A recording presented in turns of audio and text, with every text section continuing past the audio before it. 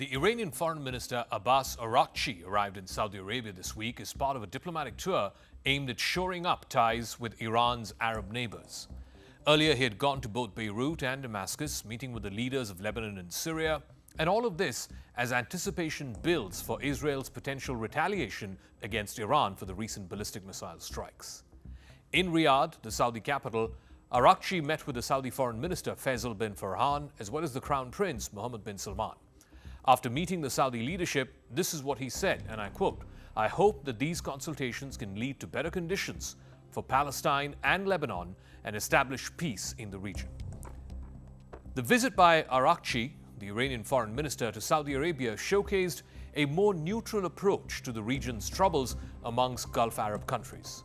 Remember, countries like Saudi Arabia, the UAE, and Bahrain are some of which are America's closest partners in the Middle East, and all of them have expressed growing concern over Israel's relentless aggression in the Gaza Strip and now increasingly against southern Lebanon. So on Crux Decode, what does the visit of the Iranian foreign minister to these Gulf Arab countries signify? Can Tehran and Riyadh bury the hatchet with the common cause being Israel's increasing aggression, not just in Gaza, but also in Lebanon? And what may all of this mean for Israel's potential retaliation against Iran?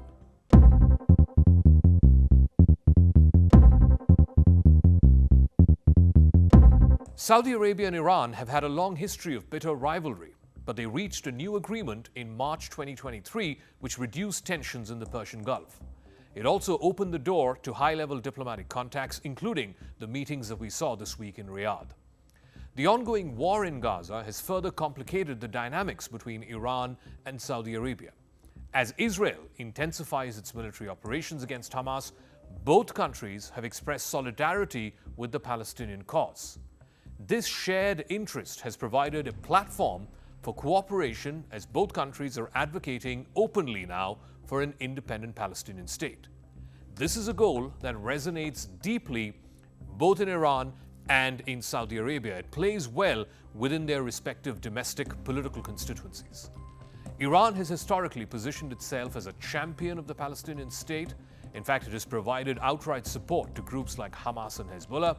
Meanwhile, Saudi Arabia has also emphasized its commitment to Palestinian statehood as part of its broader Arab identity. The current conflict offers both Iran and Saudi Arabia an opportunity to align their foreign policies more closely against Israel's actions. What has brought them together, that's Riyadh and Tehran, is also Israeli Prime Minister Benjamin Netanyahu's utter disregard for a two-state solution. He has not only opened new fronts against Hezbollah and against Hamas, he's also opened potentially a direct line of attack against Tehran. The pummeling of Gaza has also continued non-stop, leaving casualties upwards of 40,000. He has stopped saying publicly that he believes in the two-state solution as a final solution to the Israel-Palestine conflict. This has given fertile ground to both Saudi Arabia and Iran to find common cause.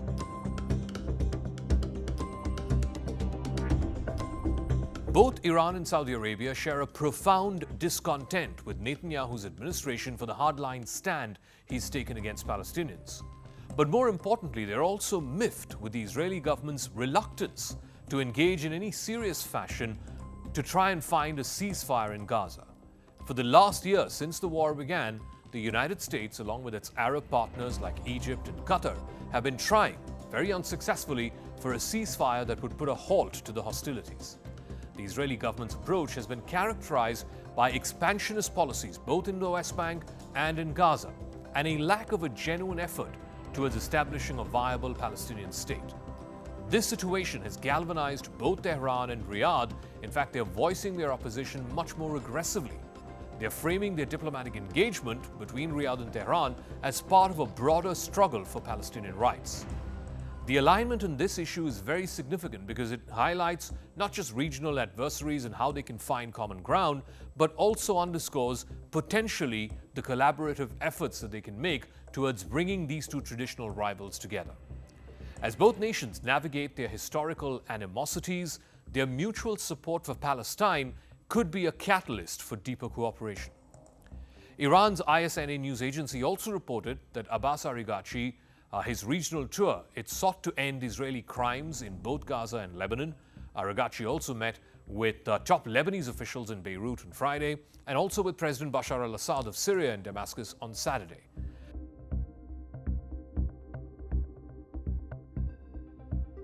Iran and Saudi Arabia have been embroiled in a bitter rivalry since the 1979 Islamic Revolution, after which Iran was established as a Shiite power, and that was in stark opposition to the Sunni-majority Saudi Arabia. The relationship deteriorated over time, and particularly after the execution of the Shia cleric Nimr al-Nimr by Saudi Arabia in 2016. That episode, that execution, led to the complete severance of diplomatic ties between Riyadh and Tehran. However, a breakthrough occurred in March of 2023 when China brokered an agreement to restore diplomatic ties. This thaw has allowed for renewed dialogue and cooperation on various issues, including regional security and economic collaboration. The background of this new détente is essential to understand the significance of this. Both nations, that's Iran and Saudi Arabia, have long sought to exert their influence over the Middle East, often through proxy conflicts, whether it's in Yemen or in Syria or now increasingly in Iraq. However, the changing geopolitical landscape, which is marked by an American withdrawal from the region and also by increased Chinese involvement, has prompted both Riyadh and Tehran to come together.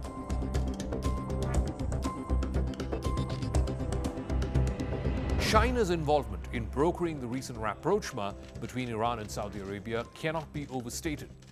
Beijing's strategic interests in the region, primarily centered around energy security, have driven it to play a more active role in the Middle East.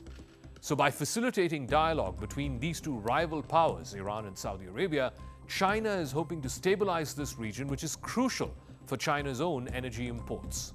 China imports more than 5 million barrels of oil every single day from the Middle East, and more than half of that is through oil imports from the Gulf region. The agreement reached in March 2023 was not merely about restoring diplomatic ties, it also represented China's growing clout in international affairs, also its ability to navigate what is a complex geopolitical landscape. The successful mediation showcases China's potential as an alternative partner for Middle Eastern countries outside of their over-reliance on America. The thawing of ties between Iran and Saudi Arabia holds significant implications for the broader Middle East. As these two countries work towards rebuilding trust and cooperation, they may also help reshape traditional alliances and traditional rivalries across the region. Their joint stand on the Palestinian statehood issue could embolden other Arab countries to reassess their relationship. In fact, this rapprochement may also influence how regional conflicts in that Middle East region are managed moving forward, with both countries advocating for dialogue rather than any form of direct military confrontation. There is potential for reduced tensions in places like Yemen, Syria, even Iraq, where they have previously supported opposing sides. So it looks like it's time for a major reset in the Middle East involving the Shia-Sunni fault line.